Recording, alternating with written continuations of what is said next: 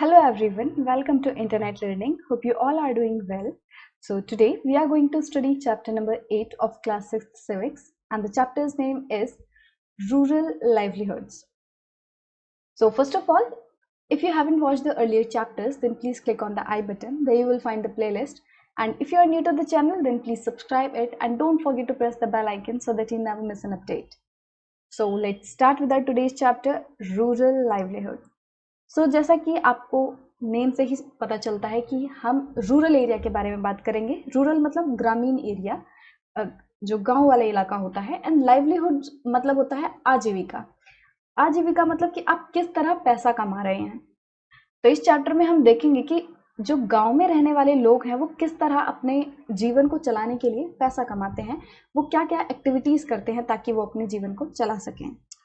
तो हमारा जो फर्स्ट चैप्टर था अंडरस्टैंडिंग डाइवर्सिटी, उसमें हमने डाइवर्सिटी के बारे में पढ़ा कि कैसे अलग अलग तरह की डाइवर्सिटी होती है, लोग जो है वो किस किस तरह डिफरेंट होते हैं एक दूसरे से, जैसे कि लैंग्वेज के बेसिस पर डाइवर्सिटी होती है, रीजन के बेसिस पर डाइवर्सिटी होती है, रिलीजन के बेसिस पर भी लोग अलग होते हैं, लैंग्वेज कल्चरल हो गया, कल्चर के बेसिस पर लोग अलग होते हैं। तो इस तरह काफ़ी सारी डाइवर्सिटी होती है।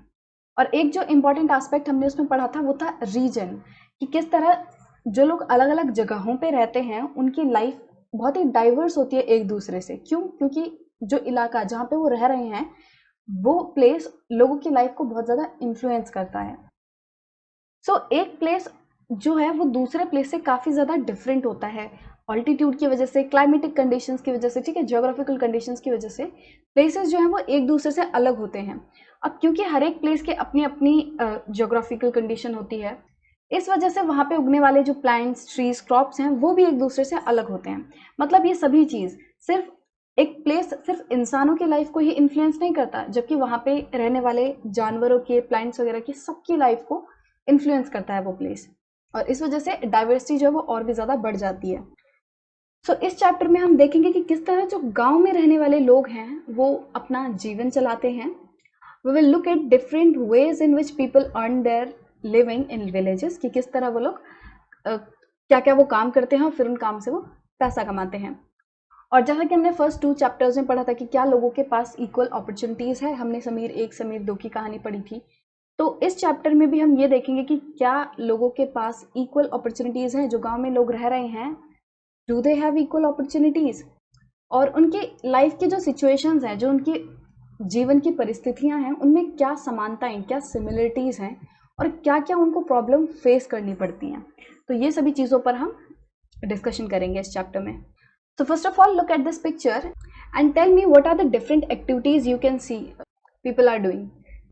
So जैसे कि यहाँ पे एक स्टॉल है, यहाँ पे कोई सब्जी बेच रहा है, यहाँ पे मछलियाँ पकड़ी जा रही हैं, यहाँ पे साइकिल रिपेयरिंग की दुकान है, यहाँ पे खेती हो रही है, यहाँ पे जैसे गन्ने की खेती है, यहाँ पे कोई फूल वगैरह चुन रहा है, यहाँ पे कंस्ट्रक्शन का काम हो रहा है। So all these activities are being done hair.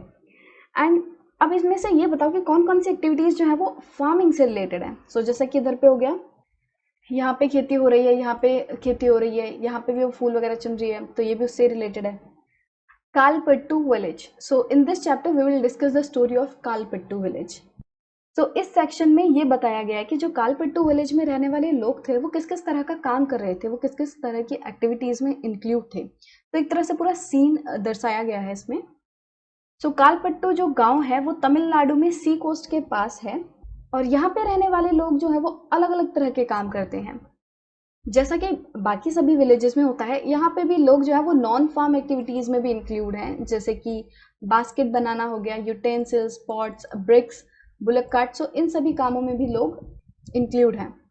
इसके अलावा बहुत से लोग हैं जो अलग अलग तरह की सर्विसेज प्रोवाइड करते हैं, जैसे कि ब्लैक स्मिथ हो गया, लोहार हो गया, nurses, teachers, washman, weavers, barbers, cycle repair machines and so on. तो अलग अलग तरह की सर्विसेज जो है वो लोग गांव में प्रोवाइड करते हैं। और फिर शॉपकीपर्स एंड ट्रेडर्स भी हैं।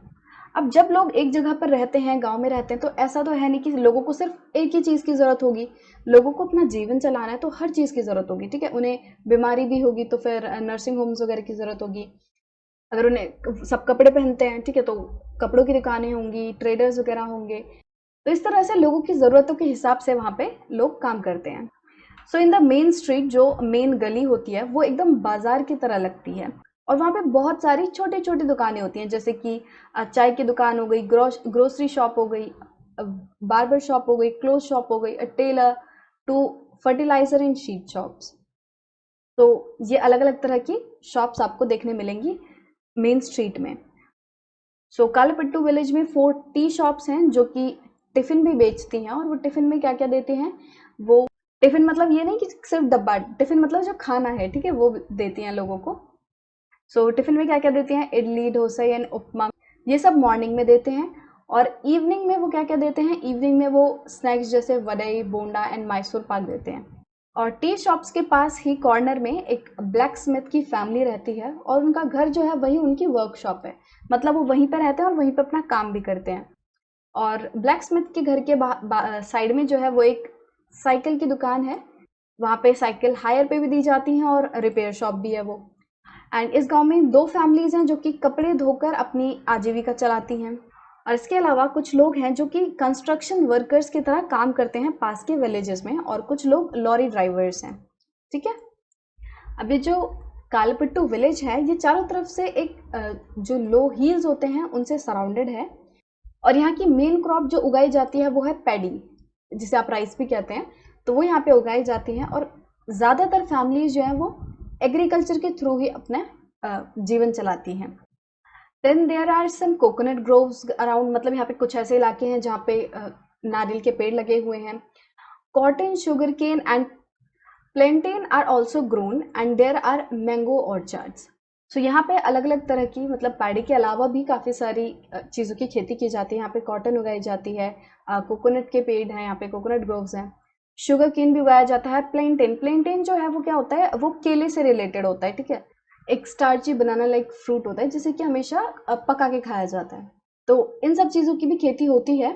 एंड अगले सेक्शन में हम कुछ ऐसे लोगों से बात करेंगे, मिलेंगे, जो कि कालीपट्टू विलेज में रहते थे और वो फार्मिंग करते हैं, तो उनसे रिलेटेड हम कुछ चीज़ें जानेंगे।